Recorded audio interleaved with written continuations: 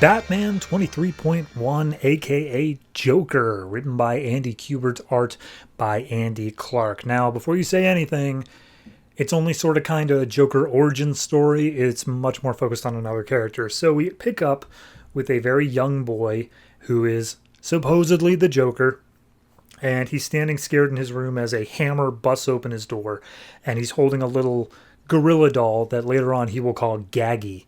So this hammer busts through the door, and we see this old woman who is just horrible, nasty to him. He pulls him out of the room and says, like, "Oh, you think you're funny? You think you're hiding from me after all I've done for you?" And she throws the kid down at the table and gets out a brush and some bleach, and he starts dousing the brush inside the bleach and says, like, "Oh, I'm gonna scrub you clean. I'm gonna unclog your pores." And it just seems like this horribly brutal thing, and this is apparently the kid's Aunt Eunice. So yeah, very bad. But then we cut to several years ago in the Gotham City Zoo.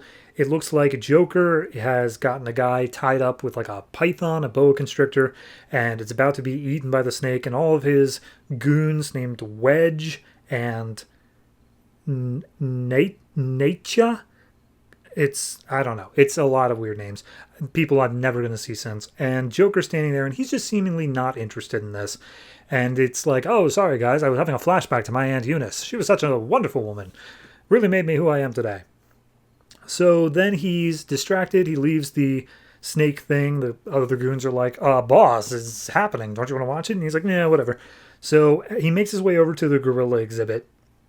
And he sees this little baby gorilla, and the gorilla looks up at him, and he's like, "I have an idea. I'm going to start a family." So he gasses the mother gorilla and takes the baby gorilla out of the cage. And we see him raising the baby gorilla, and he's got a high chair for it. He's feeding it food and everything, and he's asking his goons, like, "All right, come on, what do I name this thing? What do I do? Is it Caesar, Attila, Caligula, Adolf? Come on, give me something big, something like, I want strike fear into the names of whoever hears it." And as he's sitting there, he's like, "Finally, I got it. I understand. Oh, how did I see it before? I'll name him Jackanapes." So we see over time he dresses Jackanapes up, and we see parallels to the things that he's doing with Jackanapes, and then things that his Aunt Eunice did to him. But like with Jackanapes, it's better. Like it's nicer. Like he's being kinder to Jackanapes. As meanwhile, his Aunt Eunice is like literally punching him in the face, starving him of food, and horrible things. Where with Jackanapes, he's like proud that Jackanapes got into a fight, but he's not hitting him himself, and he's literally stealing candy from children instead of starving him. So yeah, it's not a good raising, but it is still not as bad. So then we see that Jackanapes is actually highly gifted with technology. Joker puts him in front of a bomb, and Jackanapes just knows what to do. He's very good at building it. So him and Jackanapes go out, and they start attacking people. And this is a part where Joker says, like, what's up, like why he does what he does. And he basically says, you know, guilt, feeling sorry for people is a weakness. We can't afford to feel guilt.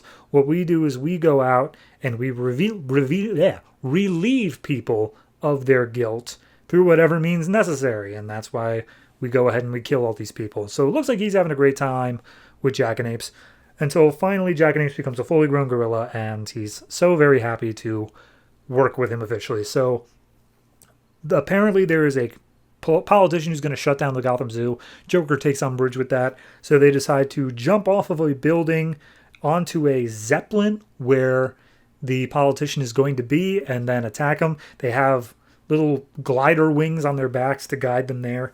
And as they get onto the ship, they start attacking everybody there.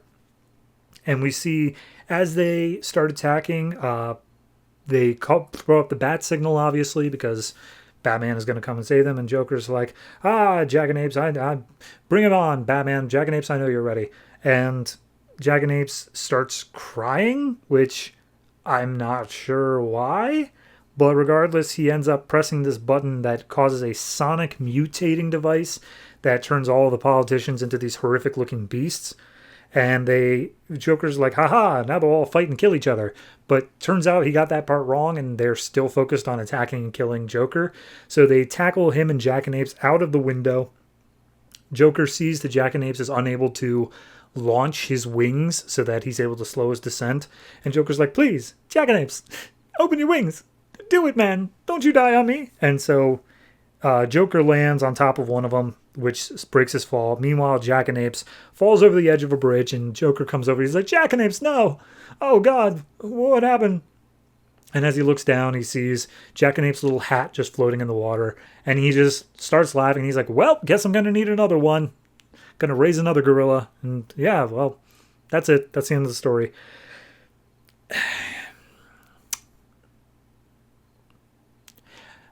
I'm not sure I really like any of this. And it's not the fault of the story itself. Like, it's a fine enough written book. It just has nothing that I want to see, you know? Like, I don't want to see the Joker's backstory. Whether it's true or not, whether he's, like, just going crazy, I don't want to see that. And then with the whole Jackanapes thing, maybe it's because I don't know Jackanapes. The only time I've seen him was in flashback to Batman 666, which makes me think he was a deep pull from Grant Morrison's Mind Palace, but, like, I don't care about him either. So this entire issue is just a collection of, like, okay, and I'm not interested in it. So it's not a horribly written book. I can say that. It's actually, the art's very good in this, and I like some of the stuff, the way it's phrased, but I don't care about it. It's like the same problem I have with, like, early Legion of Superheroes, you know? Like, I have no attachment to these characters, yet you're pretending like I should. So I'm going to give this one, I mean, I got to give it like a 6. It's still above like a 50-50. It's still above a 5, but I can't say that it's good in any meaningful regard. It's just the art's the only thing getting it as high as it is. So yeah, 6. Sorry.